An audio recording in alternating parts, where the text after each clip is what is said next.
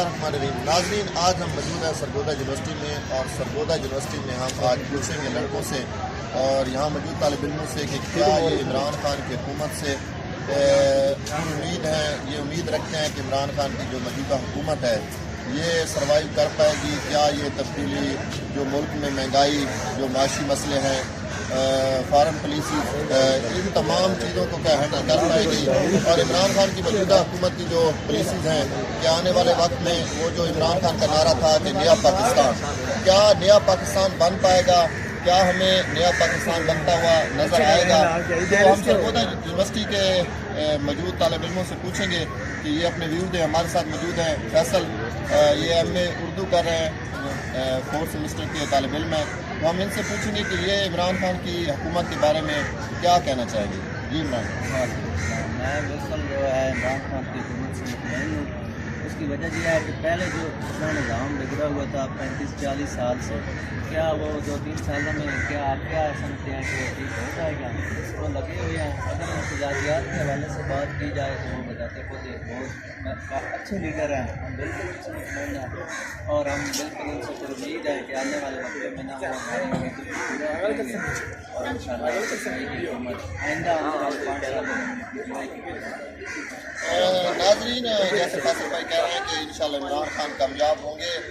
हम भाई फैसल से पूछेंगे, सॉरी मादरत के साथ भाई फैसल से हम पूछेंगे कि क्या इमरान खान की हुकूमत तालिब इल्मों के लिए कोई नई पॉलिसी, आपको लगता है कि नई पॉलिसी लेके आएंगे, तालिब इल्मों के लिए कोई स्कॉलरशिप प्रोग्राम लेके आएंगे, और क्या तालिब इल्मों की ये जो फीसें बहुत ज़्यादा हैं और अब 20% और ज़्यादा बढ़ा दी गई हैं, तो इसके बारे में ये क्या कहेंगे।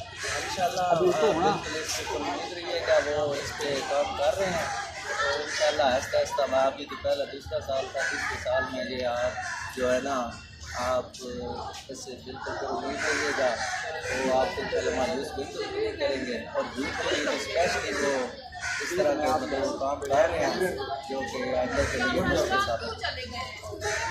ठीक है नाज़रीन, जैसे ही फैसल भाई में बता रहे थे, अब हमारे साथ मौजूद हैं फरहान भाई और हम इनसे पूछेंगे कि ये अपने व्यू में इमरान खान की हुकूमत के बारे में। जी फरहान भाई, आप क्या कहना चाहेंगे।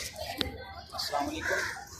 मैंने एक गुफ्तगू सुनी है आप लोगों की और हालात हाजा से भी तकरीबन आगाही मुझे हासिल है। तो जहाँ तक ये इमरान खान की हुकूमत का मसला है तो हर तरफ ही हमें ये बिलखसूस यहाँ पर जो गरीब आवाम है उसका तो कुछ हाल नहीं।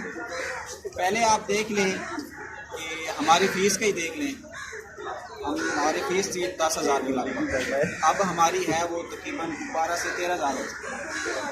और यहाँ तक ये जो इमरान खान की बात है कि मैं कर्ज़े लेकर जो है वो कर्ज़े बन के नहीं ले रहा, उतार रहा हूँ, तो ये बात बिल्कुल झूठ है। हम भी देख रहे हैं, सब लोगों को पता है।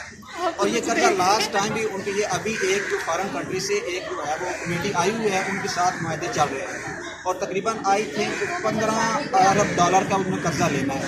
तो ना हमने कभी देखा है कि कर्जा जो उन्होंने अदा किया है, बल्कि कर्जा और ज़्यादा ही आ रहा है और डेवलपमेंट भी बिल्कुल कुछ भी नहीं हो रहा है। बिलखसूस यहाँ पर जो गरीब आवाम है और गरीब आवाम में भी जो ज़राई तबका है उसमें से उन्होंने खादें महंगी कर दी हैं, आटे का बहरान हो चुका है, हर चीज़ ख़त्म कर दी, उन्हें सब्सिडी ख़त्म कर दी है, ऑयल महंगा कर दिया है।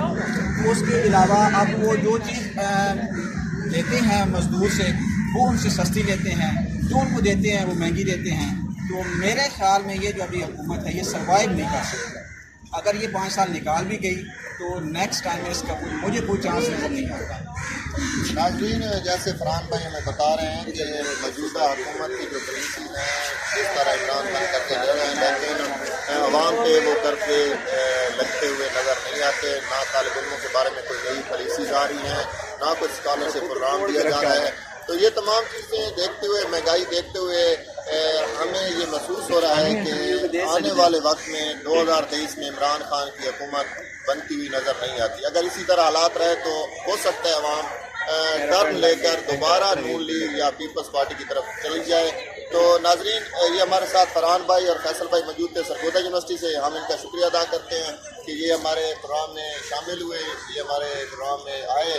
तो सरगोदा यूनिवर्सिटी से गुलाम कासिम खान को दीजिए इजाज़त। इंशाअल्लाह अगले प्रोग्राम में आपसे मुलाकात होगी। खुदा हाफ़िज़।